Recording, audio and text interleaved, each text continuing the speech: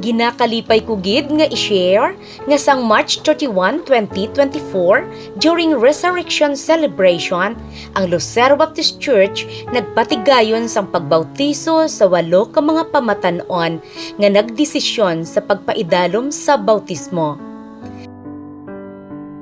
Ini nagapahayag sang ila publiko nga pagtuad kag pagproklamar sang ila pagbaton sa Ginoo bilang ila personal nga manluluwas, hari kag Dios sang ila kabuhi.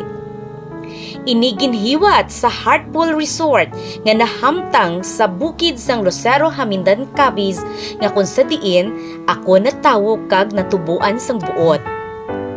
Ang officiating minister amo si Pastor Melissa Marcelino Florida nga nakapangalagad man sadto sa nasambit nga simbahan sa sulod sang 11 ka tuig. Ini gin-asistiran man ni Pastor Danny Villasor kag sang pila ka mga diakono.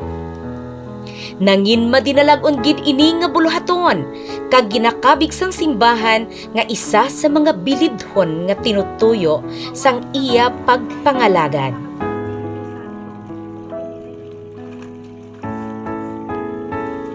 Kabay nga sa Dios ang tanan nga himaya sa sining nga mga hilikoton.